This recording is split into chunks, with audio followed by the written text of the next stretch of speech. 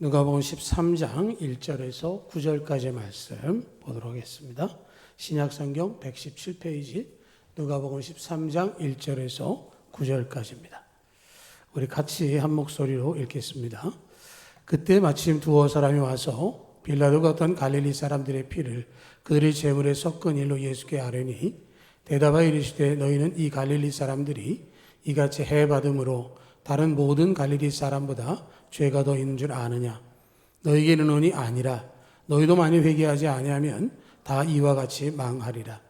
또 실로암에서 망대가 무너져 치어 죽은 18사람이 예루살렘에 간 다른 모든 사람보다 죄가 더 있는 줄 아느냐? 너희에게 이르노니 아니라. 너희도 만일 회개하지 아니하면 다 이와 같이 망하리라. 이에 비유로 말씀하시되 한 사람이 포도원에 무화과 나무를 심은 것이 있더니 와서 그 열매를 구하였으나 얻지 못한지라. 포도원 지기에게 이르되 내가 3년을 와서 이 무화과 나무에서 열매를 구하되 얻지 못하니 찍어버리라. 어찌 땅만 버리게 하겠느냐. 대답하여 이르되 주인이여 금년에도 그대로 두소서. 내가 두릅하고 거름을 줄이니 이후에 만일 열매가 열면 좋거니와 그렇지 않으면 찍어버리소서 하였다 하시니라. 아멘. 정직하게 살자를 모토로 삼은 한 사람이 있었습니다. 그 사람은 법, 규정 이런 것들 지키려고 했고, 그래서 사람들은 그를 볼 때 완벽주의자, 교과서, 법 없이도 살 사람 이런 별명으로 불리게 되어지기도 했습니다. 그랬는데요, 그 사람의 가정에 어느 날 늦은 시간에 6살 난 아들이 구토와 발열로 인해서 급하게 병원을 가게 되어졌습니다. 차를 급히 몰다 보니 시선이 좀 제대로 되지 못해서 귓가에 있었던 포장마차를 추돌하고 가게 되어졌습니다. 물론 영업이 끝났기 때문에 사람이 다치진 않았지만 어쨌든 아들이 급하니까 이 사람이 먼저 병원에 가게 되어졌고요. 아이는 병원에서 치료를 받고 회복하고 퇴원을 하게 됐습니다. 퇴원을 하면서 보니까 자기 차가 많이 손상되어 있습니다. 아, 내가 참 포장마차를 받았는데 하고 포장마차에 가보니까 생각보다는 포장마차가 많이 안 부서졌습니다. 그리고 생각하기를 내가 일부러 그런 게 아니라 내 아들 때문에 급하게 하다 보니 그런 거니까 이 포장마차 주인도 아마 이해할 거야. 그리고는 포장마차 주인을 찾지도 않고 그냥 넘겼습니다. 그리고는 조금 지나다 보니까 점점 자기가 변하는 걸 느끼는 거죠. 자기의 잘못에 대해서는 합리화하고 이기적으로 살아가는 모습을 보게 되어진 겁니다. 자기가 정직하게 살자 그랬었는데 정직하지 않아도 살겠구나 라는 생각을 하게 되어진 것이고요. 결국은 작은 죄의 틈새를 막지 못해서 죄의 늪에 빠지게 됩니다. 이는 마치 이솝우화 속에 나오는 것처럼 낙타가 추위를 피해서 주인에게 자기 코만 좀 따뜻하면 어떨까요? 라고 시작했던 것과 같은 것이죠. 우리는 그 우화의 결말을 알죠. 낙타가 어떻게 합니까? 처음에 코만, 그 다음에 목, 다음에 몸, 그리고 어떻게 합니까? 꼬리째 밀고 들어오니까 주인이 텐트 밖으로 밀려나는 것을 우리는 알고 있습니다. 어찌 보면 이러한 모습이 이 사람에게나 그 우화 속에 있는 그일 뿐만 아니라 우리의 삶 속에서도 그럴 수가 있다라는 것을 우리가 전제하면서요. 오늘 누가복음 13장을 보면 예수님께서 복음을 전하던 이 시대의 상황들을 이야기를 합니다. 이 당시에는 로마가 유대를 점령하고 있었습니다. 정치적으로, 경제적으로 유대 민족은 불안했고 그들에게는 희망이 없었습니다. 초강대국인 로마가 자기들을 지배하고 있기 때문에 메시아가 오시지 않는 한 자기들은 이 일을 해결할 수 없다라고 하는 것이죠. 마치 우리가 일제시대를 지났던 것과 유사하게 그들에게도 그렇게 있었고요. 로마 제국의 지배 아래 영적인 어두움이 그들을 덮고 있었습니다. 자기 자신을 살아내는 것만으로도 그들은 버거운 시대를 살아가고 있었고요. 그런데 예수님께서는 그들에게 오셔서 기상은 분별할 줄 알면서 시대를 분별할 줄 못하느냐 하는 말씀으로 그들을 책망하시고 또 곧 돌아올 주인을 기다리는 청지기와 같이 시간이 늦었다 할지라도 깨어서 허리에 띠를 띠고 등불을 켜고 있어라 하는 말씀을 하십니다. 누가복음 12장에서 이 사람들에게 말씀하신 것, 회개와 그에 따른 열매를 맺지 아니하면 그 결과가 어떨 것인가를 이야기하고 있는 것이죠. 오늘 13장 1절에 보면 그때 마침 두어 사람이 와서 라는 이야기를 하고 있습니다. 예수님께서 12장의 말씀을 전하셨던 그때에 예수님께 찾아와서 예수님께 질문을 하는 겁니다. 빌라도가 어떤 갈릴리 사람들의 피를 그들의 제물에 섞은 일로, 또 예수님께서는 그의 이야기를 들으시면서 빌라도의 이야기가 정당합니까? 라는 질문으로 들었고요. 갈릴리 사람들이 이런 일을 당하는 것은 당연한 일입니까? 라고 이야기하는 것이고, 성전에서 흘린 그들의 피를 제물에 섞은 일이 합당한 일입니까? 라고 이야기를 하고 있는 것이죠. 이런 질문들을 통해서 예수님께서 메시아라고 한다면, 예수님께서 진정한 하나님의 사람이시라면 여기에 대한 정답을 갖고 계시지 않을까요? 라고 하는 예수님을 향한 곤란할 질문을 던지고 있는 것일 뿐만 아니라, 예수님께서 당연하게 갈릴리 사람들이 그렇게 된 것은 그 사람들 죄 때문이야 라고 대답하기를 기대하고 있는 거죠. 내가 갈릴리 사람이 아닌 것을 좋아하고 내가 갈릴리 사람이 아니기 때문에 죄를 짓지 않아서 나는 그런 불행을 당하지 않았다라는 것을 기대하면서 예수님께 질문을 하는 겁니다. 상대적으로 내가 괜찮다라는 것이죠. 가슴 아픈 일을 당한 사람들의 심정에 공감할 수가 없는 그런 마음이고요. 또 한편으로는 그 죽은 사람들처럼 그 모든 상황들을 겪을 때 괜한 죄의식에 빠질 수 있는 게 그런 것이고, 우월과 열등감이 혼재하면서 자신 안에 회개하고자 하는 마음이 사라지는 겁니다. 나는 누구보다 낫기 때문에 괜찮아 라고 위로하고 그것으로 넘기는 상황을 보게 되어지는 것이죠. 예수님께서 이 일을 모르시지 않았습니다. 예수님께서도 이 일을 알고 계셨지만 그것보다도 더 중요한 것을 말씀하기를 원하셨어요. 논쟁보다, 그들이 가지고 있는 그것에 대한 우월감보다도 더 중요한 것을 2절에서 말씀을 하시는 거죠. 너희는 이 갈릴리 사람들이 이같이 해받음으로 다른 모든 갈릴리 사람보다 죄가 더 있는 줄 아느냐? 그 사람들이 죄 때문에 죽었습니다 라고 생각하는데 아니라는 거죠. 3절에서 말씀합니다. 너희에게 이르노니 아니라 너희도 많이 회개하지 아니하면 다 이와 같이 망하리라 하는 말씀을 하고 있는 거죠. 5절에도 보면 너희에게 이르노니 아니라 너희도 많이 회개하지 아니하면 다 이와 같이 망하리라 하는 말씀을 하시는 거예요. 그들이 당한 불행에 관한 것을 이야기하는 게 아니라 하나님 앞에서 온전하지 못한 사람, 죄를 회개하지 못한 사람의 결과가 어떤 것인지 이야기를 하는 것이죠. 이 사건은 빌라도의 시대에 있었다라고 이야기를 하고 있죠. 빌라도는 주후 26년에 유대 총독이 돼서 36년까지 10년 동안 총독으로 재임을 했고요. 그 빌라도는 아주 젊은 시절에 호민관으로 장교로 군대에 입대해서 그가 30대에 유대의 총독으로 임명됐습니다. 젊은 혈기 총독이니까요. 가혹하고 아주 무자비하게 유대인들을 상대했고요. 갈릴리에서 일어난 사건은 그의 아주 포악함을 드러내는 일인 것이죠. 예수님께서 이 갈릴리 사람들의 이야기를 하셨고요. 4절에서는 그들이 얘기하지 않았지만 실로암에서 망대가 무너져 치워 죽은 18사람의 이야기를 하셨습니다. 예루살렘에 간 다른 모든 사람보다 죄가 더 있는 줄 아느냐 하는 말씀을 하시면서 그것은 죄의 문제가 아니라 회개하지 아니하면 망한다라고 하는 것의 예표라고 말씀을 하고 있는 것이죠.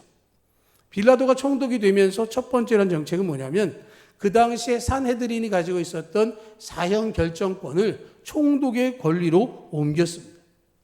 산헤드린에서 논의를 하고 결정하는 과정을 주는 게 아니라 자기가 원하면 언제든지 그것을 집행할 수 있게 한 것이고요. 그래서 31년에 갈릴리 사람들이 6월절을 맞이해서 예루살렘으로 올라왔습니다.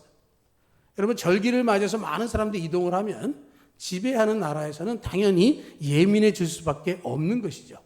그러니까 많은 군대들을 동원해서 무슨 상황이 조금이라도 벌어지면 이 초기에 진압을 하려고 하는 겁니다. 그런데 갈릴리 사람들이 예루살렘에 올라와서 메시아가 오셨다라고 하는 것을 그들이 알고 그들 가운데서 폭동이 일어나기 시작했습니다. 지금 당장 이 나라를 뒤집어야 된다. 그러니까 빌라도가 잔혹한 방법으로 유대인 다수를 학살했습니다. 그리고 그 사람들을 죽였는데 어디서 죽였느냐? 성전 안에서 죽인 겁니다. 그러니까 당연히 성전 안에 피가 넘쳤고 제물의 피가 튀게 된 거죠. 그런 아주 잔혹한 일을 하게 되어졌고요. 그 피를 통해서 하나님을 모독하기까지 했습니다. 또 예수님이 언급한 실로암 망대는요, 지금 어디냐면 예루살렘 성 동남편에 다윗성이 있습니다. 다윗성의 그 유적이 있는데요. 거기에 가면 실로암에까지 연결되어지는 지하 수로가 있습니다. 이 지하 수로가 있는데 이 당시에 다윗성을 생각해 보면 굉장히 오래됐고요. 그 밑으로 지하로 파고 들어간 거기 때문에 망대 밑에 기초가 흔들릴 수 있는 거죠. 근데 빌라도가 성전 수리를 위해서 모아두었던 돈을 자기 마음대로 꺼내서 이 수로를 고치는 일을 하게 됐고요. 그러다 보니 그 다윗성에 있었던 망대가 무너져서 수로 건설을 위해서 동원된 인부 가운데 18명이 목숨을 잃게 되어진 것이죠. 그러니까 이 죽음의 현장을 보면서 유대인들이 생각하기를 저 사람은 이방인이 주도하는 공사에 부름을 받아서 이방인의 일을 하다가 죽음을 당했으니 그것은 당연하다, 마땅하다, 부정한 죄인이다 라는 생각을 가지고 있었다는 거죠. 예수님은 그들의 생각과 다른 것입니다. 그들의 죽음은 개인의 죄악에 대한 징벌이 아니라 이스라엘이 회개하기를 바라시는 하나님의 신호라고 말씀을 하는 겁니다. 죽은 사람에 대해서 오해하지 말라는 것이죠. 갈릴리 사람이 죽었고 예루살렘 사람이 죽었기 때문에 갈릴리 사람보다 더하거나 예루살렘 사람보다 더한 것이 아니라 그들을 통해서 하나님께서 하나님의 관점으로 보기를 원하셨다라고 하는 것이죠. 이 두 사건을 보면 공통점과 차이점이 있는데요.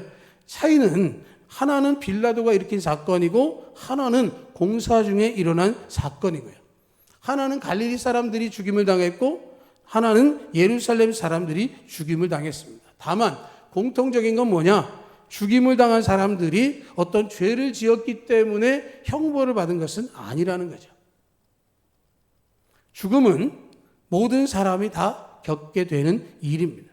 그런데 회개하지 않으면 누구든지 그들처럼 망한다라고 하는 그 말씀을 하는 것은 육체적인 죽음 이상의 것을 말씀을 하고 있는 것이죠. 로마서 3장에서 말씀하기를 모든 사람이 죄를 범하였음에 하나님의 영광에 이르지 못하더니 라는 말씀이 있습니다. 모든 사람은 하나님 앞에 죄인입니다. 그래서 오늘 말씀 가운데 이야기하는 죄라고 하는 것은 두 가지를 이야기합니다. 2절에 보이는 거기서 말하는 죄라고 하는 것은 하마르티아라고 하는 헬라어, 표적에서부터 빗나갔다라고 하는 것이 유래된 하마르톨로이라는 헬라어인데요. 이는 죄인들이란 말입니다. 하나님의 뜻에서 어긋난 사람들을 의미하고요. 4절에서 말하고 있는 죄는 오페일레타이라는 말인데 이는 빚을 져서 누군가가 빚을 갚지 않으면 빚의 굴레를 벗어날 수 없는 사람이란 뜻입니다. 그러나 누가는 이 두 가지를 동일하게 죄인으로 이야기를 하고 있어요. 모든 사람이 죄인이라는 거죠. 어긋나 있거나 빚을 많이 지어서 감당할 수 없는 그 무게에 눌리는 사람. 그런데 그 사람들끼리 서로를 바라보면서 나는 너와 다르다라는 태도를 대하면 서로를 무너뜨리는 상처만이 남게 된다라는 것이죠. 거꾸로 모두가 하나님 앞에서 죄인이지만 그럼에도 불구하고 우리가 예수 그리스도를 믿음으로 용서받은 죄인이다라고 한다면 내 의로움보다는 함께하는 믿음으로 하나님 앞에서 회개하는 모습을 보이게 될 것이다라는 것이죠. 분명한 것은 회개하지 않으면 망한다라는 말씀은 사람의 이야기가 아니라 예수님께서 들려주신 말씀이기 때문에 우리가 반드시 회개해야 된다라는 것이죠. 그러면서 예수님께서 그들에게 비유의 말씀을 하셨습니다. 6절로부터 9절입니다. 우리 다시 한번 읽겠습니다. 6절로부터 9절입니다. 이에 비유로 말씀하시되 한 사람이 포도원에 무화과나무를 심은 것이 있더니 와서 그 열매를 구하였으나 얻지 못한지라. 포도원 지기에게 이르되 내가 3년을 와서 이 무화과나무에서 열매를 구하되 얻지 못하니 찍어버리라. 어찌 땅만 버리게 하느냐. 대답하여 이르되 주인이여 금년에도 그대로 두소서. 내가 두릅하고 걸음을 줄이니 이후에 만일 열매가 열면 좋거니와 그렇지 않으면 찍어버리소서 하였다 하시니라. 아멘. 이스라엘에는 아주 귀한 나무들이 있습니다. 포도나무 그리고 우리가 감람나무라고 부르는 올리브 나무가 있습니다. 이 두 나무는 하나님께 귀히 쓰이는 나무들이기 때문에 재물을 태우는 용도로도 사용할 수 없게 하셨습니다. 하지만 무화과 나무는 아주 이스라엘 전 지역에 흔하게 분포했고 1년 중에 열매를 맺기 시작하면 때로는 5번씩이나 열매를 딸 수 있을 정도로 아주 왕성한 그런 나무였기 때문에 중요하게 여기지는 않았습니다. 그래서 포도나무 밭에 굳이 무화과 나무를 심지는 않았습니다. 그런데 이 사람은 포도원에 무화과 나무를 심었다라고 말하고 있고 와서 그 열매를 구하였으나 얻지 못했다라고 이야기를 하고 있습니다. 유대적인 관점에서 보면 왜 굳이 거기다 무화과 나무를 심었을까라고 하는 것이죠. 포도원이 중요한데 거기에 심겨진 무화과 나무. 그런데 이 무화과 나무가 와서 열매를 구하는데 열매를 얻을 수가 없다라는 것이죠. 6절에서는 얻지 못했다라고 말하고 있고요. 7절에서는 무화과 나무에 3년을 내가 와서 열매를 구하는데 얻지 못했다라고 이야기를 하고 있습니다. 오래 기다렸는데 열매를 얻을 수 없다는 거죠. 여기서는 3년을 이야기하고 있는데요. 케네스 베일리라고 하는 학자는 이렇게 이야기를 합니다. 무화과 나무를 심으면 처음 자라날 때까지 3년 정도는 그냥 기다려준다는 거예요. 그리고 그 후에 열매가 맺혀지면 그 4년 차의 열매는 하나님의 것. 그리고 5년 차부터 그 심은 사람이 그 열매를 걷어간다는 겁니다. 그러니까 지금 이 사람이 와서 열매를 걷어가는데 3년을 와서 열매를 얻지 못했다는 이야기는 최소한 8년 이상의 시간이 소모됐다는 거예요. 무화과 나무가 심겨지고 무화과 나무가 왕성하게 잘 자라면 아까 말씀드린 것처럼 한 해 5번씩이라도 열매를 거둘 수 있는데 그럴 기회를 전혀 얻지 못하는 거죠. 그러니까 뭐라고 얘기를 합니까? 어찌 땅만 버리게 하겠느냐. 여러분 무화과 나무가 얼마나 잘 자라는지 아시죠? 아주 그냥 짧게 잘라놔도 금방 자라나는 걸 우리가 알 수 있는데 이 긴 시간 동안 나무는 잘 자라고 무성한데 열매가 없다라고 하는 것이죠. 주인이 화를 내는 것도 마땅한 것이죠. 그러니까 주인이 말합니다. 찍어버리라 하는 말을 하죠. 그런데 포도원 지기가 주인에게 말합니다. 화내지 마시고 금년에도 그대로 두시고 한 해에 더 시간을 주시면 열매를 맺을 수 있도록 최선을 다해보겠다라고 말씀을 하고 있는 것이죠. 한 해만 참아주시면 그렇게 하겠다라고 이야기를 하고 있습니다. 하나님께서 죄인인 우리들에게 구원의 기회를 허락해 주셨습니다. 죄인이지만 예수님을 믿기만 하면 하나님의 크신 은혜로 구원을 받아서 의롭다 인정을 받고 구원의 은혜를 얻게 하셨습니다.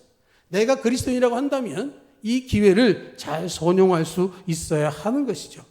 3년을 기다려도 열매를 얻지 못했다라고 주인의 분노 앞에 포도원 지기는 한 번의 기회를 더 달라고 요청하고 그냥 요청하는 것이 끝나는 게 아니라 열매를 맺도록 해보겠다라는 겁니다. 내가 두릅하고 거름을 주겠다. 혹시 거름이 부족해서 그런 거 아닌지 모르니 그렇게 해보겠습니다 라고 하는 거죠. 그리고 뭘 이야기하냐면 한 번의 기회. 해도 안 되면 그때 주인의 뜻대로 베어버려도 되겠습니다 라는 것이죠. 포도원 지기를 학자들은 예수님이라고 말합니다. 예수님이 두릅하고 거름을 준다는 이야기는 우리를 위해서 고난을 당하시고 십자가에서 못 박혀 죽게 되신다라는 것이죠. 우리에게 구원의 길을 열어주시는 겁니다.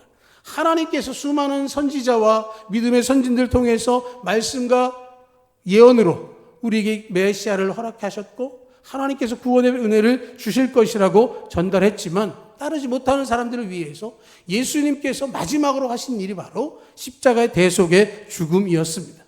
예수를 믿고 회개하기만 하면 구원을 얻을 수 있게 되어지는 것이죠. 두릅하고 거름을 줍니다. 그런데 그 시간은 한 해입니다. 기회는 주어지지만 결국 멸망은 있다는 것이죠. 심판의 날이 오는 것입니다. 하나님이 요구하시는 회개의 열매를 맺으면 소망이 있고요. 그 기회를 줄 때 열매를 맺어야 하는 것입니다. 하나님 우리를 사랑하시고 은혜를 베푸신다. 그렇기 때문에 그 시간이 한없이 많을 것 같이 이야기를 하지만 어느 순간 그 시간이 종료를 알리게 되어지는 것이고 더 이상의 기회는 없게 되어지는 것이죠. 조금이라도 가능성을 보이지 못하면 그 나무는 찍어버리게 되어지는 것이죠. 오늘 말씀 속에서 있었던 것처럼 사람들은 재앙을 피할 수도 있고 당할 수도 있습니다. 주님의 말씀을 들으면서 그 들을 귀가 있는 자가 있기도 하고 그에 따른 실천하는 사람이 있는가 하면 들었음에도 불구하고 그 말씀대로 살지 않는 사람도 있습니다. 우리는 회개하라는 말씀을 듣고 있습니다. 회개는 방향을 돌이키는 겁니다. 지금까지 내 마음대로 했던 길로부터 하나님께로 돌이키는 거예요. 회개를 이야기하는 헬라어 메타노이아는 단순한 입술의 고백이 아닙니다. 우리는 회개하라 그러면 입술의 고백으로 끝날 때가 많이 있습니다. 회개는요, 내가 잘못한 것에 대해서 후회하거나 자책하는 것이 아닙니다. 물론 그것으로부터 시작을 합니다. 그러나 더 중요한 것은 방향을 돌이키는 거예요. 내가 고백한 것으로부터 시작해서 내 삶으로 그것을 살아가는 것입니다. 죄악을 향해서 가던 길을 돌이켜서 우리를 의롭게 해주시고 우리에게 선한 일을 할 수 있는 기회를 주시는 하나님께 나아가는 것이죠. 오늘 새벽에 나눴던 누가복음의 탕자의 비유를 우리는 알고 있습니다. 탕자는 아버지로부터 자신의 유산이 되는 모든 것들을 받았습니다. 그리고 그것을 제물로 바꿔서 먼 나라로 갔습니다. 그리고 거기서 허랑방탕하게 모든 것을 다 허비해 버렸습니다. 하나님의 품을 떠나 자기 마음대로 살아가는 사람의 모습을 상징하고 있는 것이죠. 그가 모든 것을 잃어버리고 돼지를 치다가 돼지밥인 주엽 열매를 먹을 수도 없어서 절망적인 상황을 맞이했을 때 그가 떠올리는 것은 아버지의 품이었습니다. 내 아버지에게는 풍성함을 누리는 품꾼들이 얼마나 많은가. 내가 돌이켜서 아버지께 가서 아들이라고 하지 않고 내가 품꾼 중에 하나로 써달라고 해야 되겠다. 그리고 그가 돌이킵니다. 여러분, 여기서 이 돌이키는 것이 바로 회개입니다. 거기 앉아서 후회할 수 있죠. 아버지의 것을 가지고 와서 내가 다 써버렸네? 나는 이렇게 허랑방탕한 사람이었네? 내가 이렇게 돼지를 치고 있네? 유대인인 내가 부정한 돼지와 함께 있고, 내가 유대인인데 내가 부정한 돼지밥을 내가 먹으려고 하고 있고, 이런 것들에 대해서 후회할 수 있는 것이죠. 거기서 낙심하고 절망할 수 있습니다. 그런데 그가 돌이켰다라고 하는 것이죠. 중요한 것은 우리 삶에서 깨달은 것을 가지고 돌이켜야 된다라고 하는 것입니다. 하나님 앞에서 나 자신을 돌아보고 하나님께 나아가는 것이 회개의 삶이 되는 것이에요. 기억하고 떠올렸다면 그 일을 시작하는 것입니다. 다른 사람들이 당한 징벌을 바라보면서 나 정도면 괜찮다가 아니라 모두가 하나님 앞에 죄인임을 기억하고 내가 하나님 앞으로 나아가야 되겠다라고 하는 것이죠. 하나님이 참아주시는 것, 하나님께서 우리를 긍휼히 여겨주시는 것을 업신여기지 말아야 합니다. 생명은 하나님께 있습니다. 하나님 우리를 사랑하시고 우리에게 기회를 주기를 원하십니다. 그러나 그 기회를 놓치는 사람에게는 다시는 허락되지 않습니다. 기회는요, 붙잡아야 됩니다. 기회를 주기 위해서 예수님께서 지금도 우리를 위하여 하나님 보좌 우편에서 기도하고 계십니다. 두릅하고 걸음을 주고 계시는 거죠. 우리는 우리 인류의 모든 죄를 대속하신 예수님 안에서 새로운 피조물이 되었습니다. 의롭다고 하는 인정을 받게 되어졌습니다.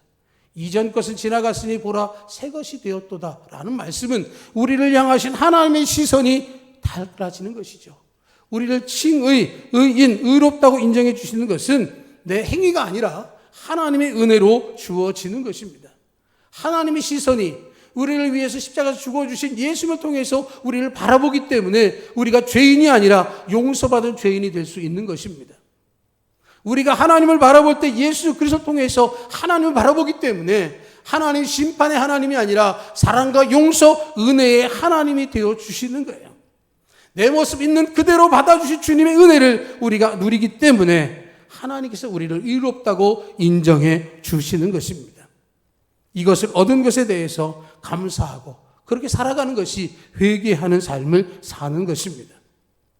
우린 다른 사람의 허물을 볼 것이 아니라 내 자신의 허물을 돌아보아야 합니다. 다른 사람 눈에 있는 티를 보는 게 아니라 내 눈 속에 있는 들보를 발견하고 뽑아내야 하는 것이죠. 회개를 통해서 내 마음 가운데 조성된 정결한 마음 가운데 말씀의 씨앗을 뿌리고 우리 삶의 선한 열매가 가득하도록 주님의 날에 칭찬과 상급을 얻는 회개의 삶을 살아야 할 것입니다. 우리는 모두가 하나님 앞에 죄인입니다. 결과적으로 망하게 되는 운명에서 벗어난 사람은 아무도 없습니다. 빌라도 때문에 죽은 갈릴리 사람이나 망대가 무너져서 죽은 예루살렘 사람들이나 그 모든 사람들이 죄 때문이 아니라 그들에게 일어난 사건 속에서 우리에게 경험할 일을 먼저 겪으며 알려주는 것이라는 사실을 우리가 볼 수 있는 것입니다. 그 사람들 가운데에는 하나님을 신실하게 믿는 사람도 포함되었을 수도 있는 것이죠. 개인적으로는 육체적인 생명이 끝난다 할지라도 회개한 사람에게는 영생이 주어져 있습니다. 그러나 이 세상 가운데에는 여러 가지 죄악들이 있고 비극이 있다 할지라도 우리가 오늘 말씀을 생각하면서 회개하지 아니하면 다 이와 같이 망하리라. 내가 너에게 기회를 주겠다. 이 기회를 놓치면 다시는 더 이상의 기회가 없을 것이다 하시는 주님의 음성을 떠올리면서 내 자신을 돌아보고 주님이 원하시는 대로 회개의 삶으로 주께서 허락하신 믿음의 길에서 온전한 열매를 맺어서 하나님부터 인정받고 세상 가운데 주의 살아 역사임 드러낼 수 있는 우리 모두의 믿음이 되기를 주님의 이름으로 축복합니다. 아멘.